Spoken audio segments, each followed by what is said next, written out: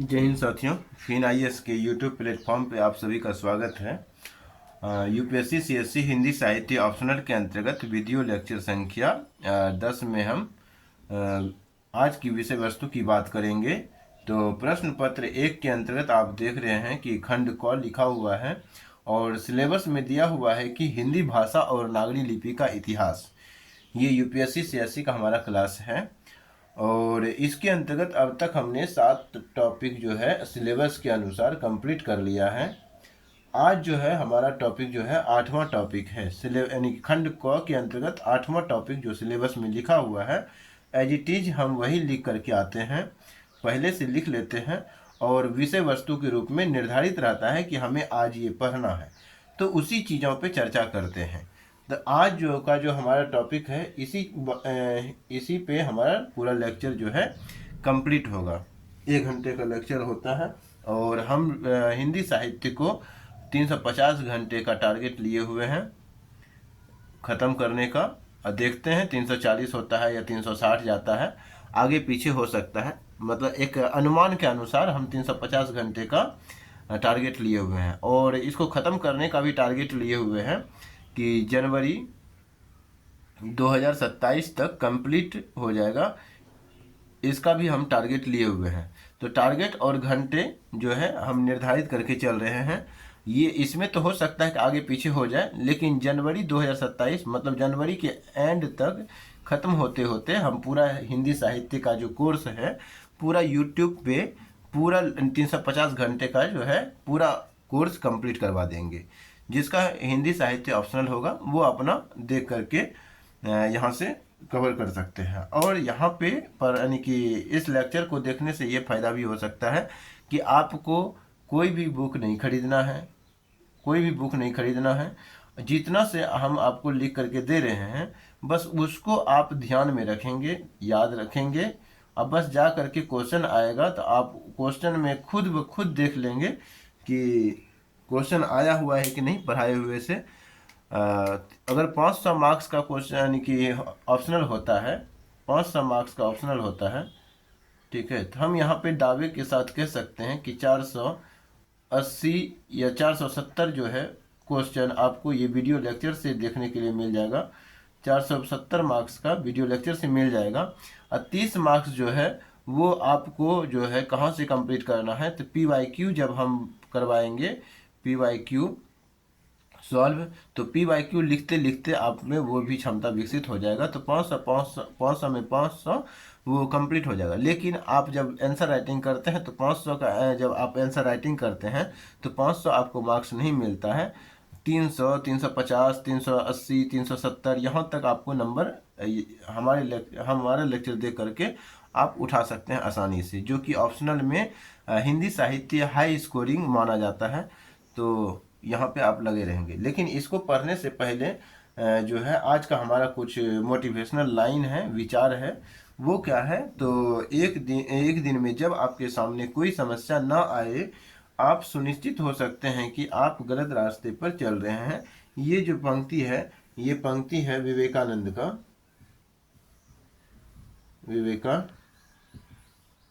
की, ठीक है। तो ये पंक्ति आप कहाँ पे यूज करते हैं, जब आप निबंध लिखते हैं। अगर आपको ज़रूरत महसूस होता है कि यहाँ पे ये कोटेशन जो है फिट बैठेगा, तो आप वहाँ पे जब लिख करके चले आते हैं कोटेशन को तो आपका आंसर प्रभावी हो जाता है। तो ये कोटेशन आपको निबंध में काम दे देगा, ठीक है। तो हमारा 2 भी काम चल रहा है कि हिंदी साहित्य के साथ साथ आप निबंध लिखना भी सीख जाएंगे और इसके साथ साथ आप क्या हिंदी में आंसर राइटिंग कैसे किया जाता है, शुद्ध शब्द पे पकड़ बन जाएगा हिंदी साहित्य को पढ़ने से। और साथ साथ हमारा जो है सीसेट चल रहा है, ये भी जनवरी 2027 में ही कंप्लीट हो जाएगा।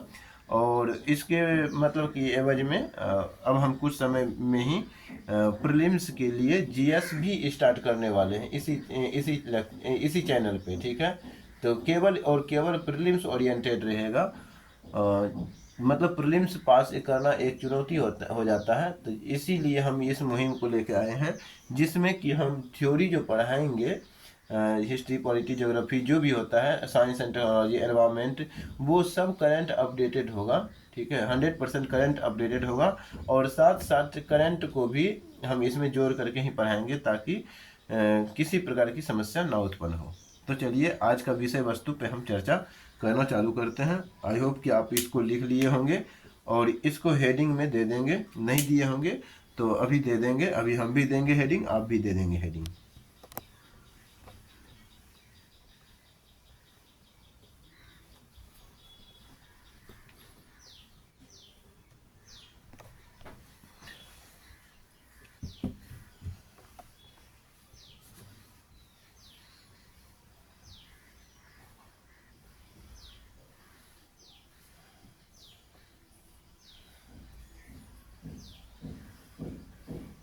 तो विषय वस्तु आप जान ही गए होंगे, आज का विषय वस्तु हमारा क्या होने वाला है, हम क्या पढ़ने वाले हैं।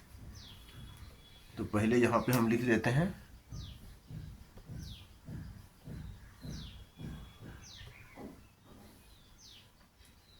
यहाँ पे जो टॉपिक हम पढ़ रहे थे, 8वां नंबर का टॉपिक पढ़ रहे थे। 8वां नंबर का टॉपिक जो है हमारा क्या कहता है, तो कहता है कि हिंदी भाषा का वैज्ञानिक और तकनीकी विकास। लिखेंगे हिंदी भाषा का वैज्ञानिक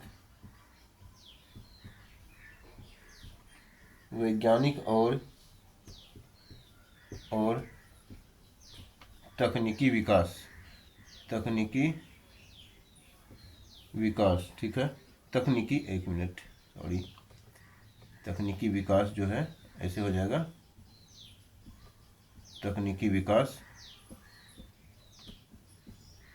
ठीक, तकनीकी विकास ये होता है तकनीकी, सही।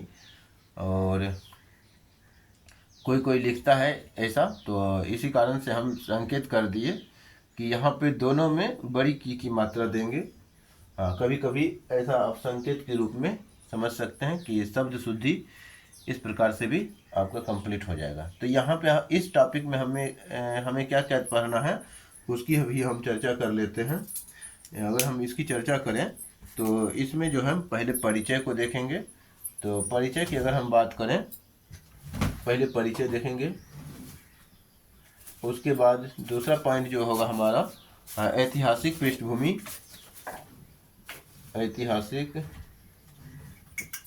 ऐतिहासिक पृष्ठभूमि की बात करेंगे।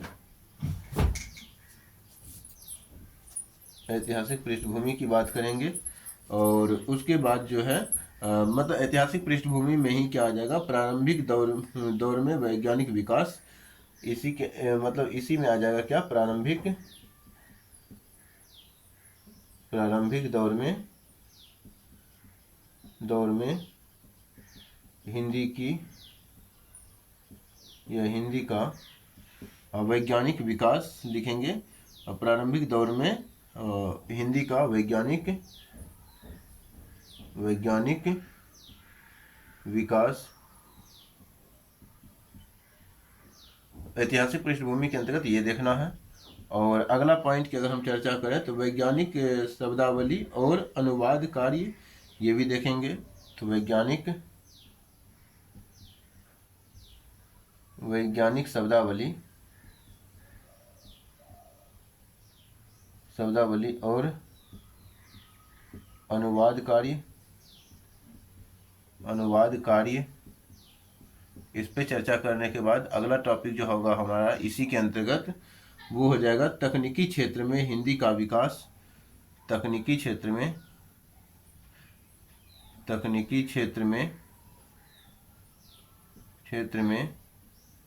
हिंदी का विकास,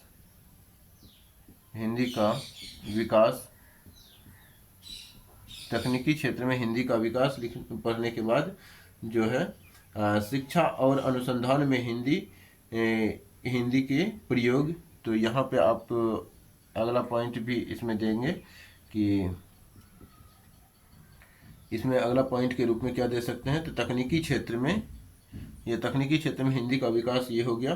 तो और शिक्षा क्षेत्र में लिखेंगे, शिक्षा क्षेत्र में, शिक्षा और तकनीकी क्षेत्र, शिक्षा और अनुसंधान क्षेत्र में, और अनुसंधान क्षेत्र में, शिक्षा और अनुसंधान क्षेत्र में हिंदी का प्रयोग या हिंदी का विकास, ये पर देखेंगे। शिक्षा और अनुसंधान क्षेत्र में हिंदी का महत्व, ये भी कर सकते हैं, ये देखेंगे। उसके बाद आप इसमें लिख सकते हैं चुनौतियां और संभावनाएं, चुनौतियां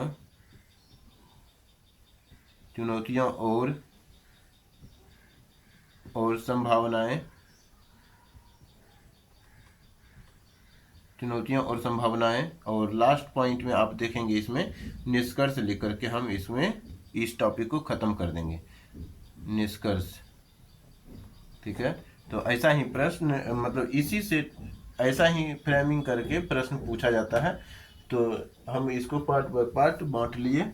अब हम इसको अलग अलग करके पहला पॉइंट स्टार पॉइंट दे करके पढ़ते चले जाएंगे, एक एक पॉइंट देते हुए और स्टार पॉइंट देते हुए उसमें टॉपिक में क्या लिखना है उसको देखते हुए चले जाएंगे, और बीच लिखते हुए ही हम समझाते हुए भी चले जाते हैं। और रिवीजन के दिन हम और भी अच्छे तरीके से समझा देते हैं। तो आप पिछले वाले लेक्चर को अगर बढ़िया से देखे होंगे तो वहाँ पे आपको ऐसा कुछ नहीं मिला होगा जो कि ज़्यादा रटने की समस्या भी हम यहाँ पे ही समाधान दे देते हैं कि एक स्ट्रक्चर के फॉर्म में आप पढ़ते हैं और याद करते हुए भी चले जाते हैं। मतलब पढ़ते हुए जैसे जाते हैं तो आपको खुद ब खुद याद होना चालू हो जाता है। अगर आपको याद नहीं हो पा रहा है किसी कारणवश, तो आपका हो सकता है कहीं ना कहीं कंसंट्रेशन भंग हो चुका है। मतलब धैर्य, आप यानी कि धैर्य होता है एक चीज़, और माइंड जो है वो सही तरीके से कभी कभी काम नहीं करने की वजह से भी याद नहीं हो पाता है। तो आप जब तक कंसंट्रेट नहीं रहेंगे, अपने आप को करेंगे, तब तक आपको याद नहीं हो पाएगा। तो इसलिए कंसंट्रेशन के लिए आप योगा का ध्यान, यानी कि योगा कर सकते हैं, ध्यान कर सकते हैं। तो यही एक अच्छा उपाय है। तो चलिए हम परिचय को देखते हैं।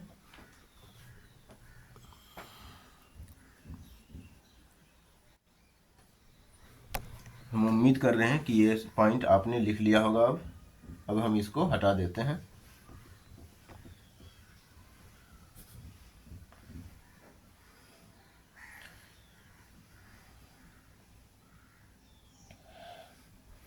परिचय दे करके अगला पॉइंट आप परिचय दे करके स्टार पॉइंट में, जैसे स्टार पॉइंट देंगे और परिचय दे करके आप अलग से हेडिंग देंगे। अब इसके अंतर्गत लिखना चालू करेंगे।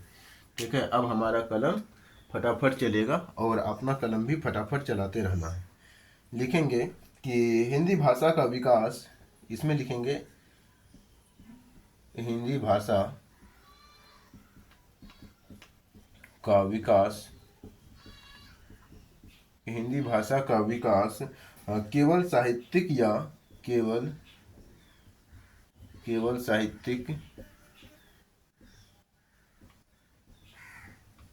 साहित्यिक या सांस्कृतिक क्षेत्र तक,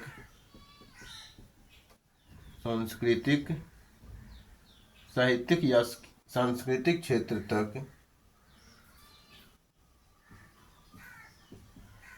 सांस्कृतिक क्षेत्र तक सीमित नहीं रहा,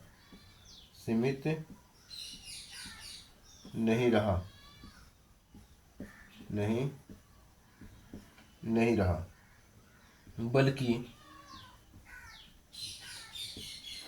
के बाद आगे लिखेंगे कि स्वतंत्रता के बाद से इसे वैज्ञानिक और, बल्कि स्वतंत्रता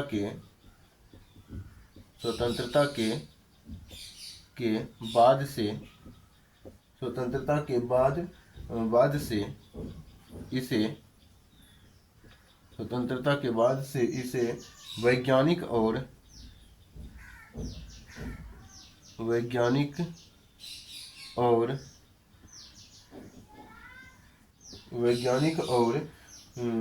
इसके बाद आगे लिखेंगे वैज्ञानिक और, पहले इसको देख लेते हैं सेंटेंस। तो हिंदी भाषा का विकास केवल साहित्यिक या सांस्कृतिक क्षेत्र तक सीमित नहीं रहा, बल्कि स्वतंत्रता के बाद इसे स्वतंत्रता के बाद इसे वैज्ञानिक और तकनीकी क्षेत्र में भी सशक्त बनाने की तकनीकी क्षेत्र में भी सशक्त बनाने का प्रयास निरंतर जारी रहा था। आगे लिखेंगे कि बल्कि और वैज्ञानिक और तकनीकी, क्योंकि यहाँ पे लिखा हुआ है तकनीकी भी लिखा हुआ है, वैज्ञानिक भी लिखा हुआ है, तो इसीलिए हम यहाँ पे वैज्ञानिक और तकनीकी दोनों बैठा रहे हैं परिचय के अंतर्गत। तो वैज्ञानिक और तकनीकी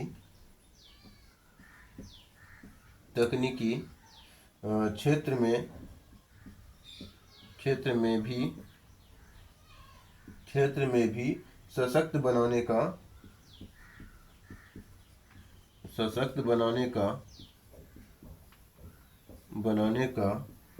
या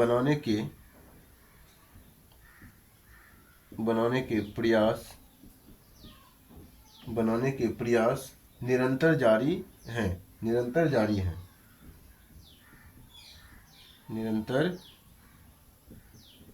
हैं। ठीक है, निरंतर जारी है। आगे आप लिखेंगे कि यह विकास भारत की या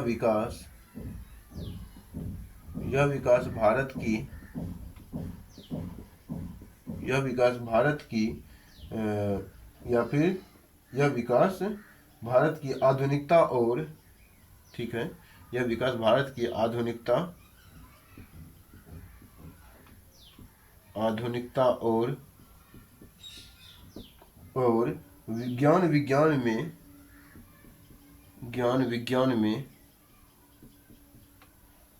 विज्ञान में सहायता भी, यानी कि सहभागिता का भी प्रतीक है। लिखेंगे ज्ञान विज्ञान में सहभागिता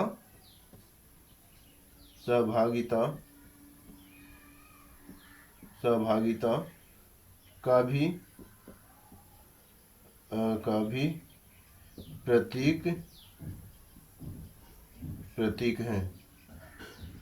ठीक है, तो हमने क्या लिखा कि हिंदी भाषा का विकास केवल साहित्यिक या सांस्कृतिक क्षेत्र तक सीमित नहीं रहा, बल्कि स्वतंत्रता के बाद इसे वैज्ञानिक और तकनीकी क्षेत्र में भी सशक्त बनाने के प्रयास निरंतर जारी है। यह विकास भारत की आधुनिकता और ज्ञान विज्ञान में सहभागिता का भी प्रतीक बना हुआ है, प्रतीक है, ऐसे भी आप लिख सकते हैं। ठीक है, तो इसके बाद आप अगला पॉइंट में जो लिखेंगे, ये परिचय हमारा कंप्लीट होता है। परिचय के बाद आप अगला हेडिंग के रूप में क्या दे सकते हैं, तो प्रारंभिक दौर में वैज्ञानिक विकास, तो इसमें देंगे, यहाँ पे स्टार पॉइंट दे करके लिखेंगे प्रारंभिक दौर में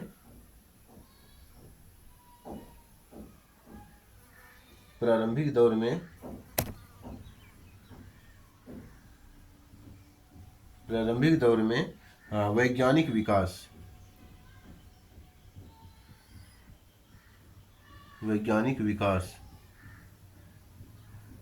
प्रारंभिक दौर में वैज्ञानिक विकास। इसके अंतर्गत आपको क्या लिखना है, तो पहला पॉइंट लिखेंगे कि स्वतंत्रता के बाद, यहाँ पे लिखेंगे स्वतंत्रता के बाद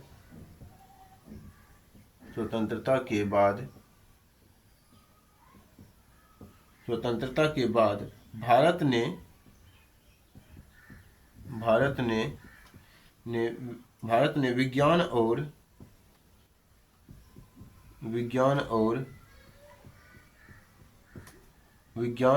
वैज्ञानिक है, तो विज्ञान और यानी साइंस और टेक्नोलॉजी जिसको बोलते हैं, तो विज्ञान और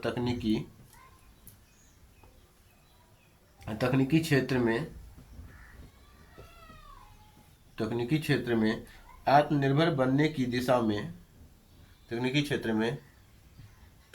आत्मनिर्भर बनने की दिशा में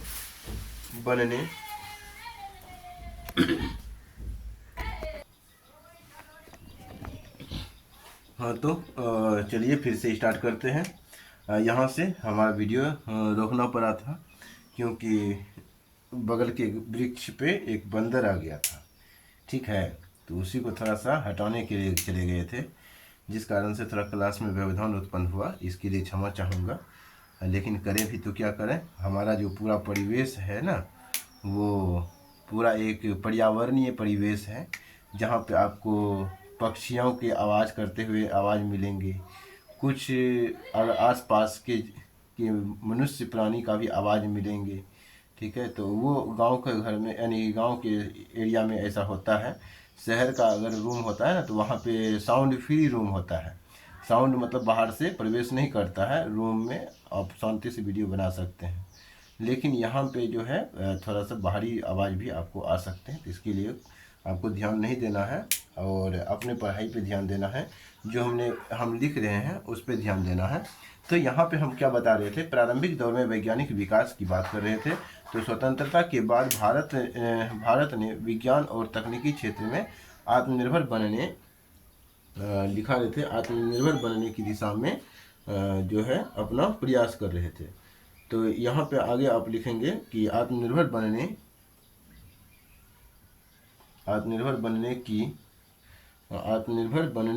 की दिशा में अपना योगदान दे रहे थे या कदम बढ़ा रहे हैं, यानी कदम बढ़ाए हैं, लिख देंगे कि मैं कदम बढ़ा रहे हैं, बढ़ाए हैं। तब प्रशासन और शिक्षा में प्रशासन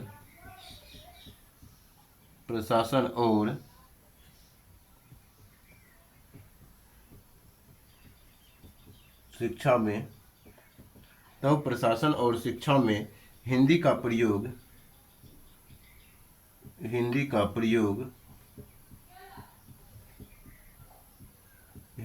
जो प्रयोग है वो यानी कि प्रयोग की आवश्यकता, हिंदी का प्रयोग या हिंदी के प्रयोग कर देंगे तो अच्छा रहेगा। हिंदी के प्रयोग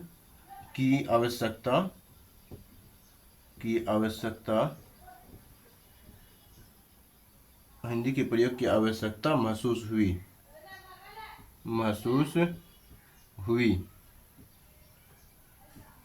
ठीक है, तो ये पॉइंट हो गया। स्वतंत्रता के बाद भारत ने विज्ञान और तकनीकी क्षेत्र में आत्मनिर्भर बनने की दिशा में कदम बढ़ाए और तब प्रशासन और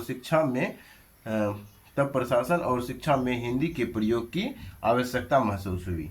तो इसी पॉइंट में अब आप लिख चुके होंगे। अभी इसी पॉइंट के अंतर्गत आगे हम इसको मिटा करके लिखने वाले हैं। टॉपिक जब चेंज होगा तो स्टार पॉइंट से टॉपिक चेंज होगा, तो आपको यही ध्यान में रखना है। अभी आप जैसे लिख रहे हैं वैसे ही नीचे लिखते रहेंगे आगे।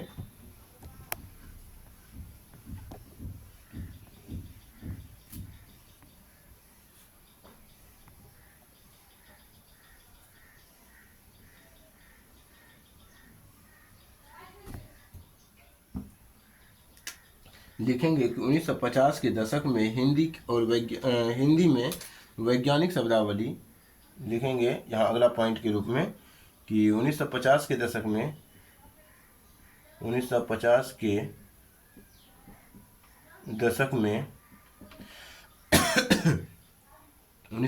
के दशक में हिंदी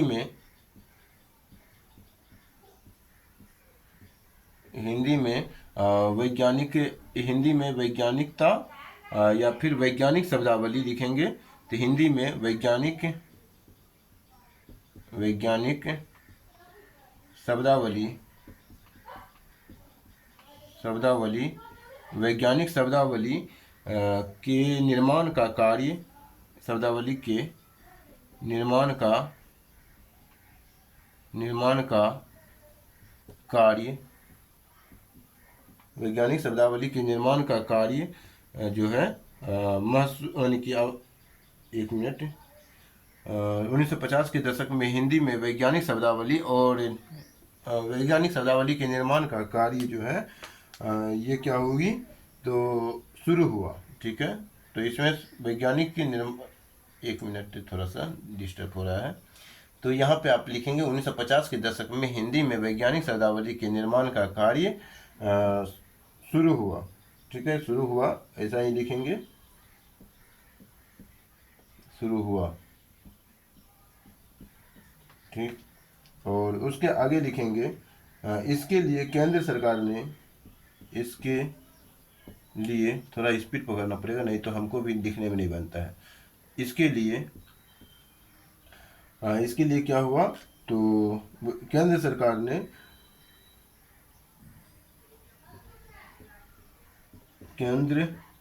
ने इसके लिए केंद्र सरकार ने राजभाषा आयोग राजभाषा भाषा आयोग राजभाषा आयोग 1955 में आया था राजभाषा आयोग। और बाद में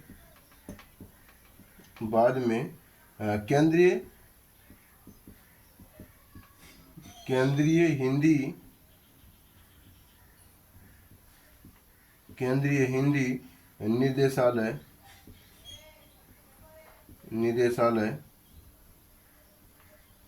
हिंदी निदेशालय 1960 की स्थापना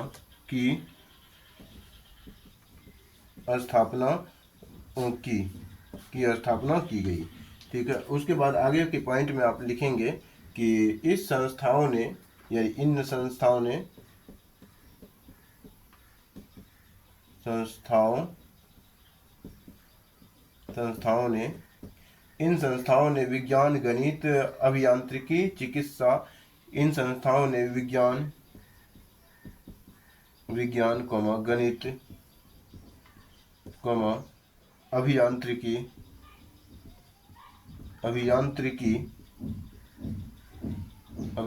के बाद आगे लिखेंगे चिकित्सा,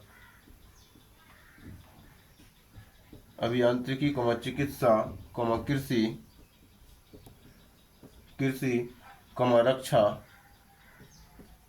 रक्षा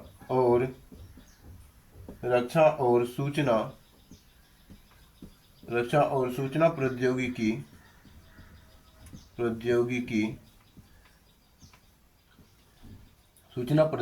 जैसे कि इंफॉर्मेशन टेक्नोलॉजी। ठीक है, सूचना प्रौद्योगिकी जैसे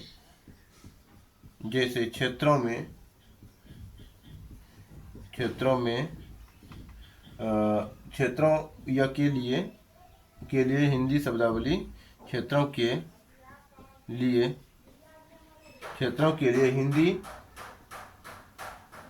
हिंदी शब्दावली, यानी हटेगा यहाँ, ये तो लिख सकते हैं शब्दावली, हिंदी शब्दावली तैयार की। ठीक है, हिंदी शब्दावली तैयार की। और फिर यहाँ पे यानी कि ये हो गया, ये पॉइंट कंप्लीट हो गया। तो यहाँ पे आप क्या देख रहे हैं, हिंदी भाषा का वैज्ञानिक और तकनीकी विकास में आपने यहाँ पे पहला पॉइंट के रूप में लिखा होगा कि स्वतंत्रता के बाद भारत ने विज्ञान और तकनीकी क्षेत्र में आत्मनिर्भर बनने की दिशा में कदम बढ़ाए हैं, और तब प्रशासन और शिक्षा में हिंदी के प्रयोग की आवश्यकता महसूस हुई। अगला पॉइंट में आपने लिखा होगा कि 1950 के दशक में हिंदी में वैज्ञानिक शब्दावली के निर्माण का कार्य शुरू हुआ। इसके लिए केंद्र सरकार ने राजभाषा आयोग 1955 और बाद में केंद्रीय हिंदी निदेशालय 1960 की स्थापना की गई। और इसके बाद अगला पॉइंट में, इस पॉइंट में आपने लिखा कि इन संस्थाओं ने विज्ञान, गणित, अभियांत्रिकी, चिकित्सा, कृषि, रक्षा, सूचना प्रौद्योगिकी जैसे क्षेत्रों के लिए हिंदी शब्दावली तैयार की है। तो यही हो गया वैज्ञानिक और तकनीकी विकास की बात हो रहा है। ठीक है, किसकी बात हो रहा है, वैज्ञानिक और तकनीकी विकास की बात हो रहा है, नहीं हो रहा है। तो इस पॉइंट से आपको खुद ब खुद नज़र में आ रहा होगा। आगे के पॉइंट में आप नेक्स्ट पॉइंट में हेडिंग के रूप में आप देंगे, स्टार पॉइंट लगाएंगे और उसमें हेडिंग देना है। अब जो आपने अगला पॉइंट के रूप में हेडिंग यानी कि जो स्ट्रक्चर के रूप में लिखा होगा, उसमें देखेंगे कि अगला पॉइंट हमने क्या लिखाया था। तो उसमें हमने लिखाया था कि वैज्ञानिक शब्दावली अनुवादकारी। अगला पॉइंट के रूप में हमने क्या लिखाया था, तो वैज्ञानिक शब्दावली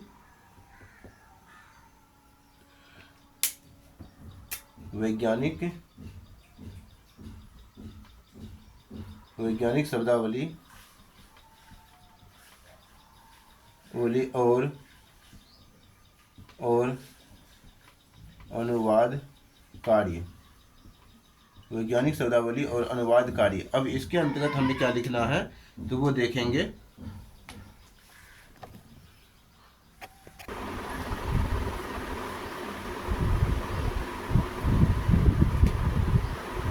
इसके अंतर्गत पहला पॉइंट आप लिखेंगे कि राजभाषा विभाग और वैज्ञानिक तथा तकनीकी शब्दावली आयोग ने, जैसा कि इसके पिछले पॉइंट में आपने देखा था, लिखेंगे राजभाषा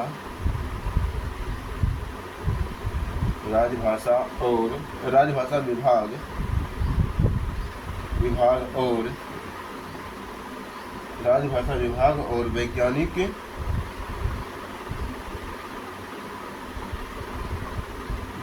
तथा तकनीकी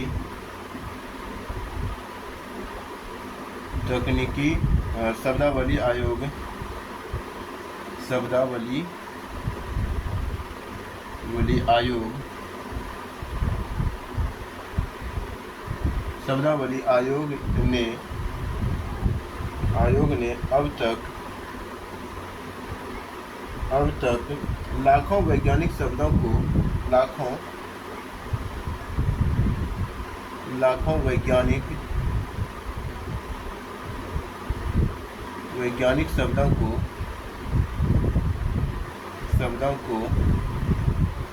वैज्ञानिक शब्दों को हिंदी में रूपांतरित किया है।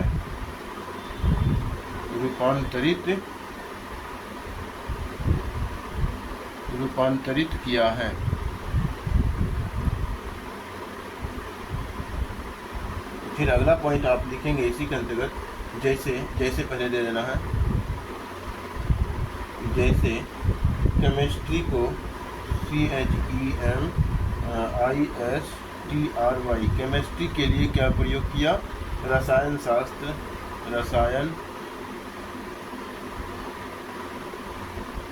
शास्त्र। उसके बाद फिजिक्स को PHYSICS, फिजिक्स को हम बोले भी, अगर समझ में नहीं आ रहा है तो आप लिख लेंगे। फिजिक्स को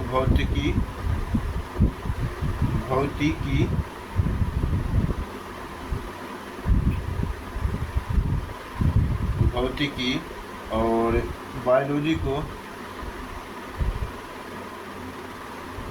को जीव विज्ञान,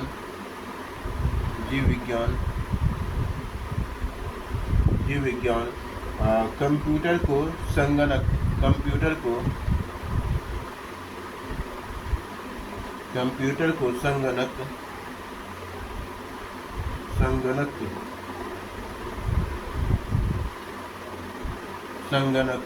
आदि। तो इसी प्रकार से राजभाषा विभाग और वैज्ञानिक तथा तकनीकी शब्दावली आयोग का क्या काम है तो वो शब्दों को जो है रूपांतरित करना, वैज्ञानिक शब्दों को हिंदी शब्दों में रूपांतरित करना। तो इस प्रकार से केमिस्ट्री से आ गया, रसायन शास्त्र, फिजिक्स से आ गया, भौतिकी, बायोलॉजी से आ गया, जीव विज्ञान, कंप्यूटर से आ गया, संगणक। आगे के पॉइंट में आप लिखेंगे, इसको थोड़ा हटाना पड़ेगा।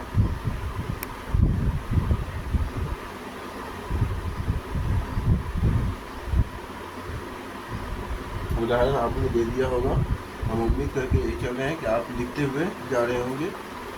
और इसी में आप अगला पॉइंट लिखेंगे कि विश्वविद्यालयों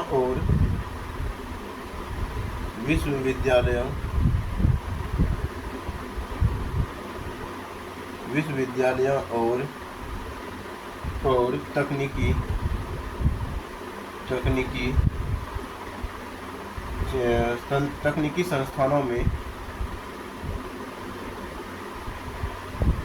संस्थानों में हिंदी माध्यम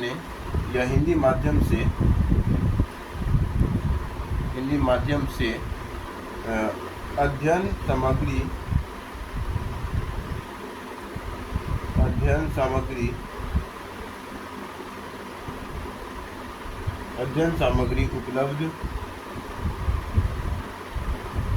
उपलब्ध कराई कराई जाने लगी। ठीक है, अब ये पॉइंट जो है हमारा कंप्लीट हो गया। आगे के पॉइंट में आप लिखेंगे पुनः, इसको हटा देते हैं, ये पॉइंट कंप्लीट हो गया तो इसको अब हम हटा देते हैं। आई होप कि आपने लिख लिया होगा। अगर आप नहीं लिख पा रहे होंगे तो आप क्या कर सकते हैं, वीडियो को पॉज करके लिख सकते हैं, स्क्रीनशॉट लेके रख सकते हैं। ठीक, अगला हेडिंग देंगे तकनीकी क्षेत्र में हिंदी का विकास। अगला जो हेडिंग दिए थे, क्या दिए थे, तकनीकी क्षेत्र में हिंदी का विकास।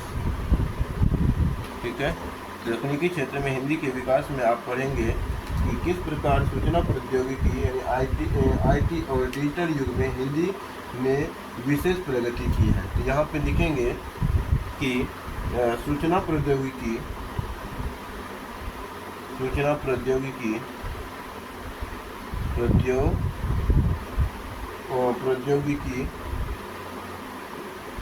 ये जो द्यो है, दो हलंत यो से बना हुआ है द्यो। ठीक है, एक लिखते हैं विद्यालय,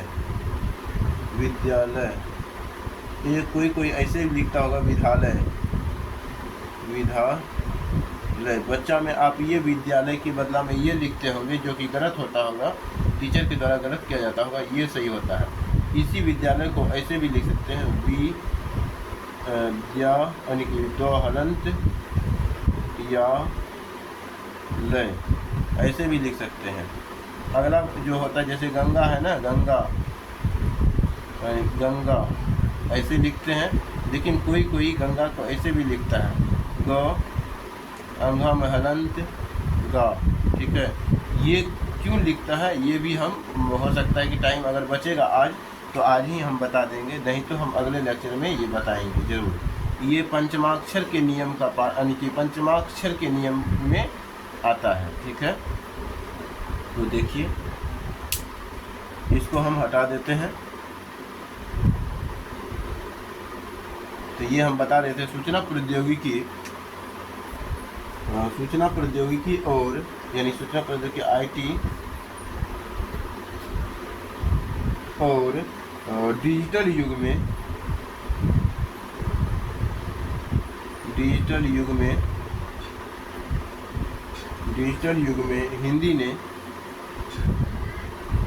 हिंदी ने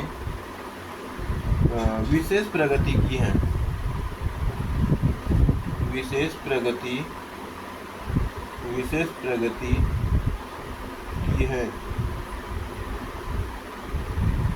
ठीक, उसके बाद आगे लिखेंगे इसी में पॉइंट कि 1980 के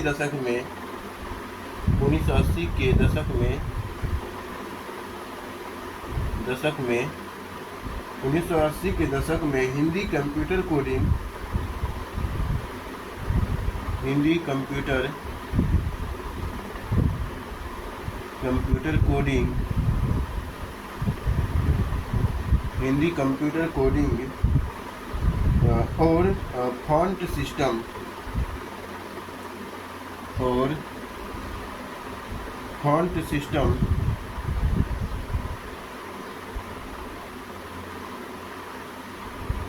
और फॉन्ट सिस्टम में शामिल हुआ।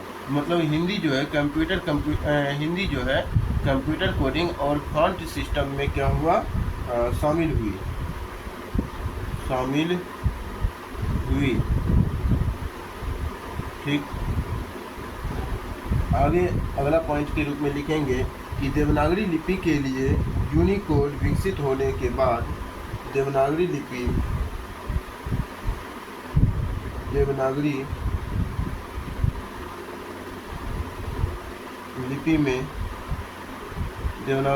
में यूनिकोड, देवनागरी लिपि के लिए भी लिखेंगे, देवनागरी लिपि के लिए यूनिकोड विकसित होने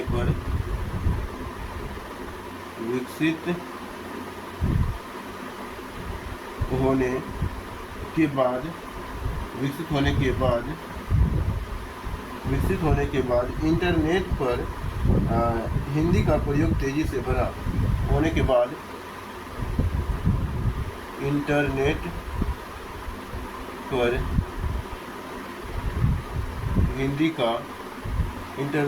हिंदी का प्रयोग तेजी से बढ़ा। ठीक है, आगे लिखेंगे कि अब हिंदी में email, software, website, mobile apps और एआई सिस्टम विकसित हो रहे हैं। अब हिंदी में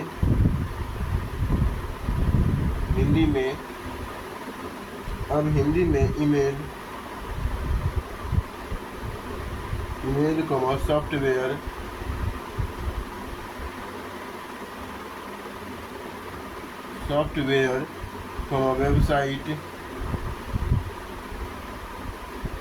वेबसाइट,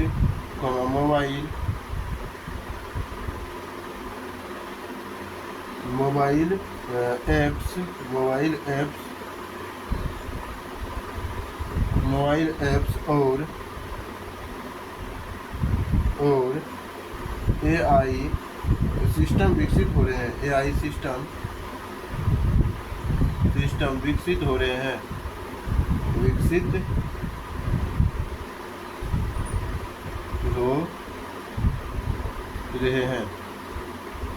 एआई सिस्टम विकसित हो रहे हैं।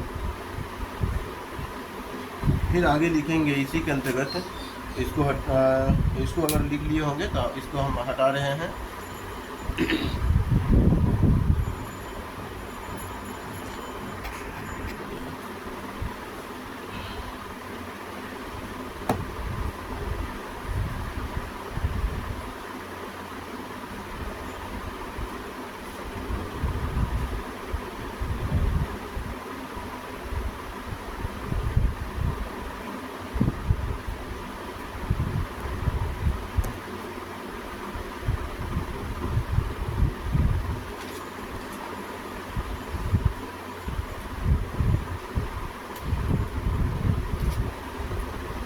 लिखेंगे गूगल, माइक्रोसॉफ्ट,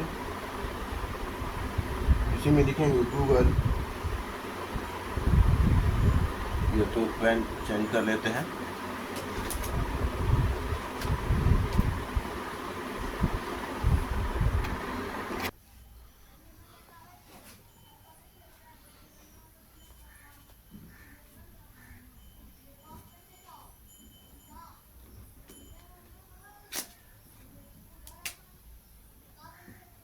लिखेंगे कि गूगल, माइक्रोसॉफ्ट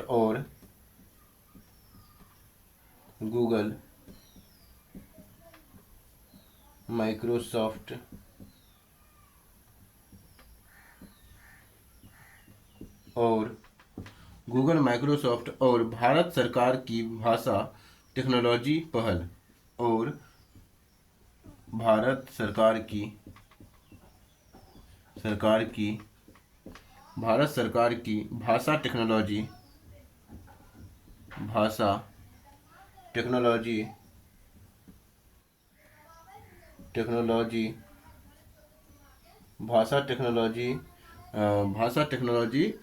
के बाद लिखेंगे पहल, यानी कि भाषा टेक्नोलॉजी पहल है भारत सरकार का।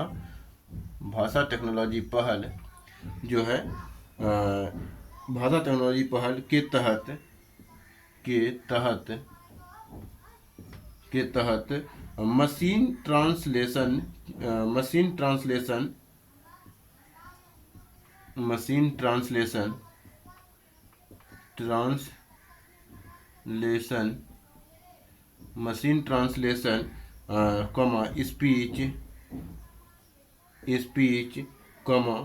स्पीच के बाद लिखेंगे रिकॉग्नाइजेशन पर सुने होंगे इंग्लिश में, तो स्पीच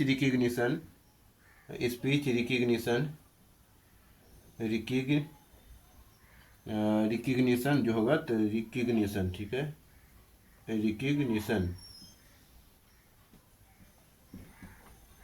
स्पीच रिकग्निशन और Hindi voice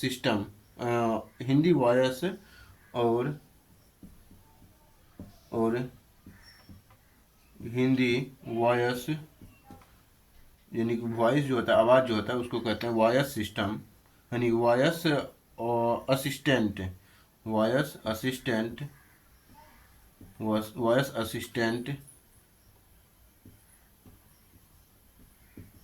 assistant, voice assistant बनाए जा रहे हैं, बनाए जा रहे हैं। ठीक है, तो ये बात हो गया। तो इसमें वॉयस असिस्टेंट जैसे को होता है, जैसे कि आप पे एक माइक रहता है, लोगो रहता है, ठीक है, उस पर जैसे क्लिक करते हैं तो वो आवाज़ में बोलने लगता है, तो वो वॉइस असिस्टेंट उसी को कहा जाता है। तो ये पॉइंट आपने लिख लिया होगा, तकनीकी क्षेत्र में हिंदी का जो विकास है कैसे होता है, तो ये पॉइंट हमारा कंप्लीट होता है।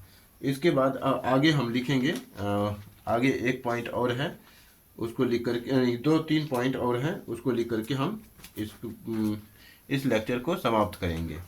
तो इसमें आप लिखेंगे कि शिक्षा और अनुसंधान में हिंदी, आगे के अगला जो पॉइंट होगा हमारा, शिक्षा और अनुसंधान में हिंदी लिखना है, स्टार पॉइंट देके, शिक्षा और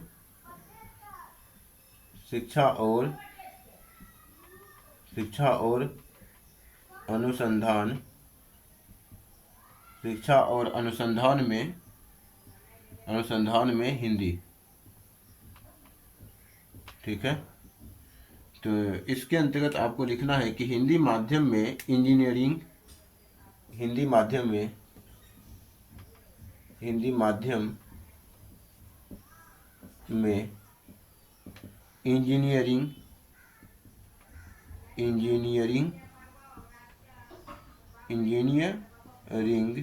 ठीक है, ऐसे ही लिखा जाएगा इंजीनियरिंग। एक बार मिला लेंगे, चेक कर सकते हैं, तो हाँ ये सही ही है, ठीक है, ऐसे ही लिखा जाता है। इंजीनियरिंग कॉमा मेडिकल और इंजीनियरिंग, मेडिकल और विज्ञान की पुस्तकों का, और विज्ञान की पुस्तकों का विज्ञान की पुस्तकों का प्रकाशन बढ़ा है, प्रकाशन बढ़ा है। ठीक है, तो विज्ञान की जो पुस्तकों की प्रकाशन है, ये सब पॉइंट आप लिख सकते हैं। तो हमने क्या बताया कि हिंदी माध्यम में इंजीनियरिंग हो गया, मेडिकल हो गया और विज्ञान की पुस्तकों का प्रकाशन ये जो है ये बढ़ा है। और इसके बाद आगे अगर लिखेंगे कि एक पॉइंट लिखेंगे AICTE और NCERT, ठीक है, ने तकनीकी और विज्ञान तकनीकी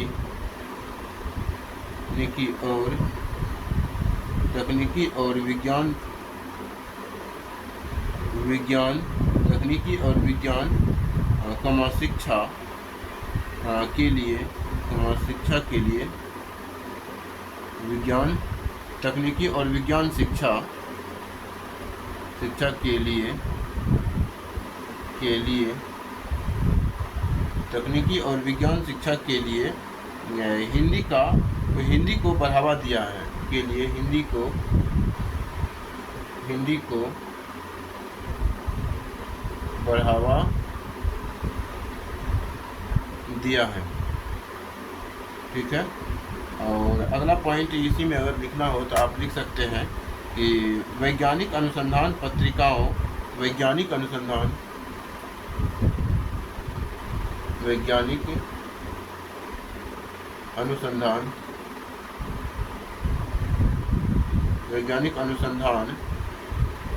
पत्रिकाओं, वैज्ञानिक अनुसंधान पत्रिकाओं जैसे इन्वर्टेड कॉमा में लिखेंगे विज्ञान प्रगति, विज्ञान प्रगति, विज्ञान प्रगति कॉमा भारतीय विज्ञान, भारतीय विज्ञान, भारतीय विज्ञान, भारतीय विज्ञान और भारतीय विज्ञान आदि हिंदी में प्रकाशित हो रही हैं। भारतीय विज्ञान आदि हिंदी में प्रकाशित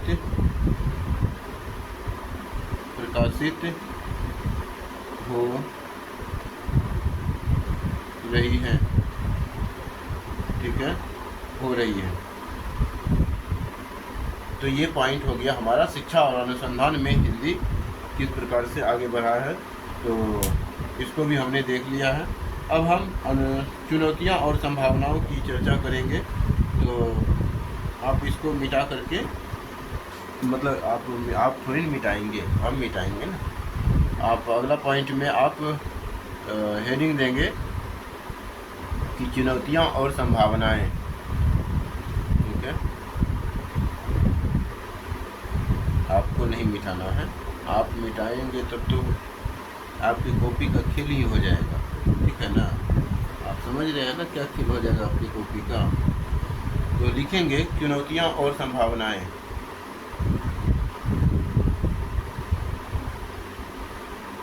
चुनौतियां और संभावनाएं। चुनौतियां और संभावनाएं में लिखेंगे कि अंग्रेजी का प्रभुत्व, मतलब चुनौतियां तो यही होगा कि अंग्रेजी का प्रभुत्व, तकनीकी शब्दों का अनुवाद कठिन होना और एकरूपता में कमी, यही क्या है। तो चुनौतियां में लिख देंगे कि हिंदी की सबसे प्रमुख चुनौतियां, ठीक है, हिंदी या फिर विकास, हिंदी भाषा के वैज्ञानिक और तकनीकी विकास में सबसे बड़ी चुनौतियां लिखेंगे हिंदी और हिंदी भाषा के वैज्ञानिक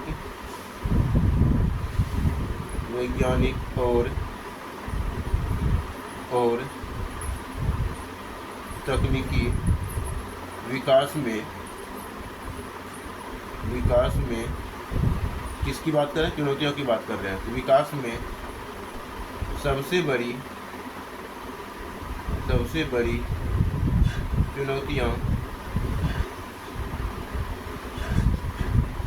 चुनौतियां क्या रही, तो वो जो है आप इसमें लिखेंगे सबसे बड़ी चुनौतियां अंग्रेजी का प्रभुत्व, चुनौतियां अंग्रेजी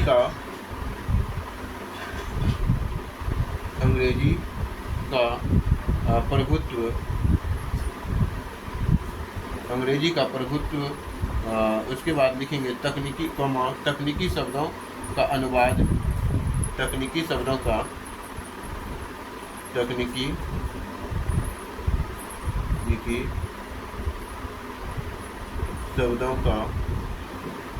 अनुवाद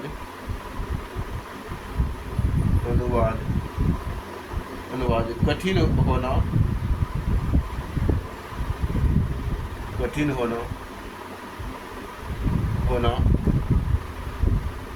और एकरूपता में कमी के रूप में सामने आई, और एकरूपता में कमी के रूप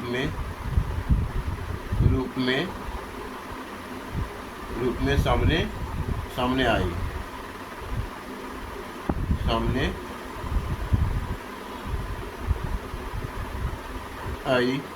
और संभावनाओं की अगर हम बात करें, संभावनाओं में आप लिखेंगे कि हिंदी भाषा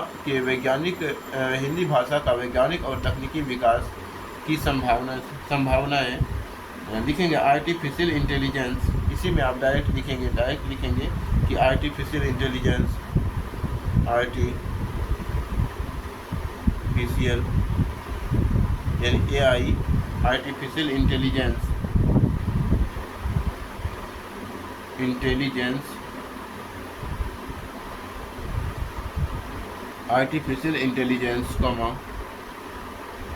भाषा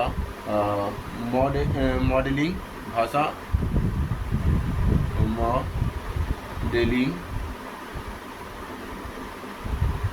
भाषा मॉडलिंग जो भाषा को क्या करता है, एक रूपता प्रदान करता है। भाषा मॉडलिंग और अनुवाद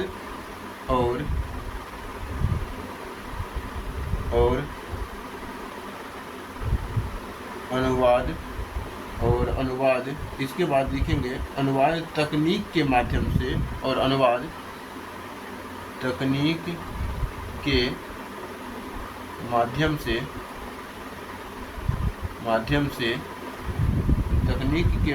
से हिंदी का भविष्य अत्यंत उज्जवल यानी कि हिंदी के भविष्य को उज्ज्वलता प्रदान किया। ऐसे भी आप भाषा को बैठा सकते हैं। तो अनुवाद तकनीक के माध्यम से हिंदी का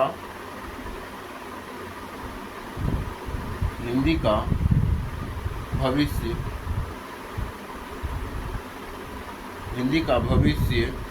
अत्यंत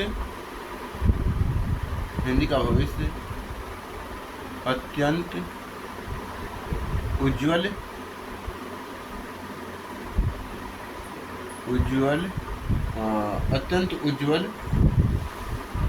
किया।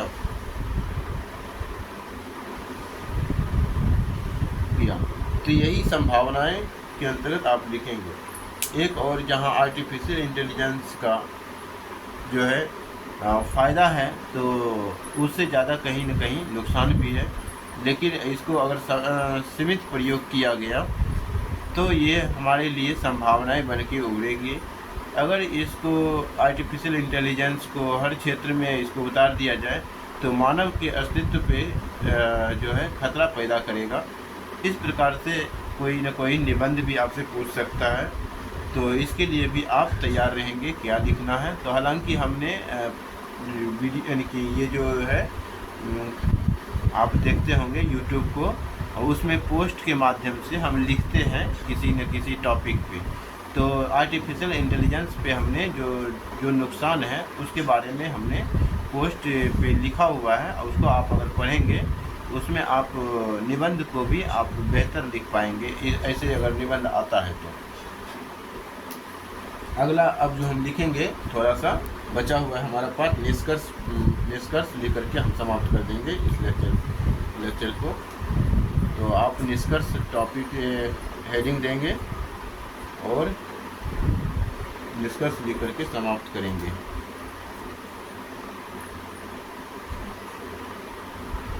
निष्कर्ष में लिखेंगे कि यह हिंदी अब केवल सांस्कृतिक अभिव्यक्ति की भाषा नहीं रही। हिंदी अब केवल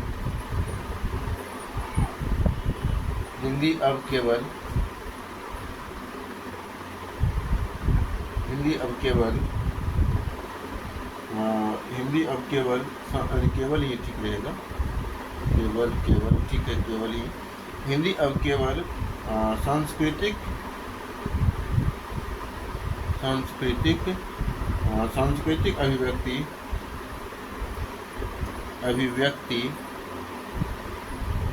सांस्कृतिक अभिव्यक्ति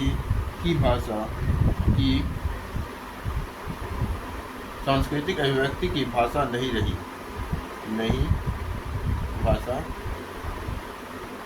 रही। ठीक, उसके बाद आप लिखेंगे बल्कि यह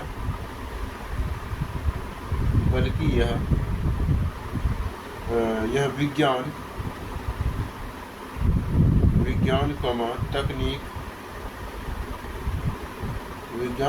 तकनीक और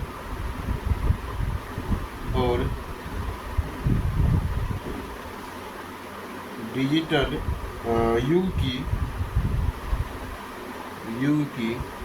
युग की आधुनिक भाषा बन रही है। आधुनिक भाषा बन रही है।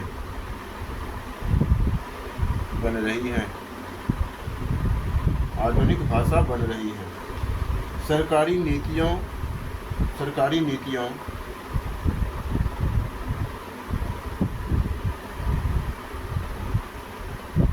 सरकारी नीतियों के बाद लिखेंगे तकनीकी संस्थानों सरकारी नीतियों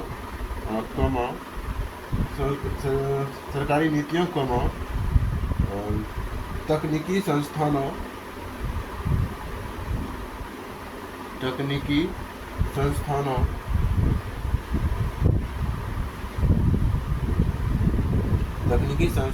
और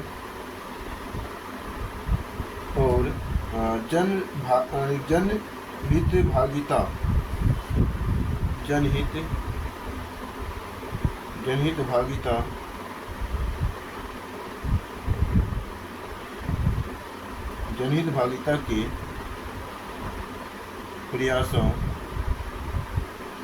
भागिता के प्रयासों से हिंदी आने वाले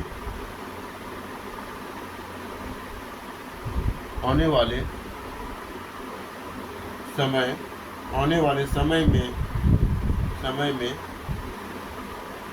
विश्व की प्रमुख वैज्ञानिक भाषाओं में स्थान प्राप्त कर सकती हैं। विश्व की प्रमुख वैज्ञानिक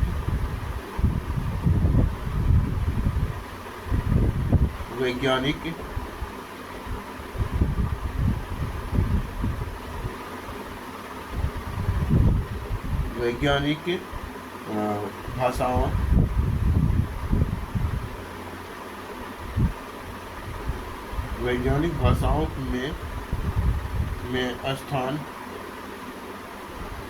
प्राप्त कर सकती हैं।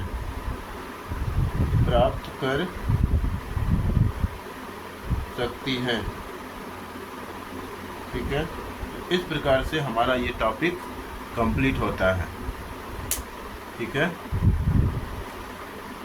तो ठीक लगे आपको ये वीडियो लेक्चर हमारा, मतलब कि थोड़ा बहुत डिस्टर्ब तो होगा ही हल्का फुल्का, और अगर आप लिखते चले जाएंगे केवल और केवल पढ़ाई पर ध्यान देंगे तो किसी प्रकार की बाधाएं उत्पन्न नहीं होगा। और ये हमारा लेक्चर संख्या 10 है। हम देखते 350 लेक्चर में किस प्रकार से पहुंच जाएंगे। हो सकता है कि ये वीडियो आपको 6 महीना बाद, साल भर के बाद, या 5 साल के बाद, या 3 साल के बाद मिले। जब आप इस वीडियो को देखेंगे और पूरा कोर्स कंप्लीट करेंगे तब आपको मालूम चलेगा कि हमारा जो है हिंदी साहित्य किस प्रकार से फ्रेम किया गया है। ठीक है, 1-2 लेक्चर से अंदाज़ा नहीं लगाया जा सकता है, इतना ध्यान में रखेंगे। धन्यवाद।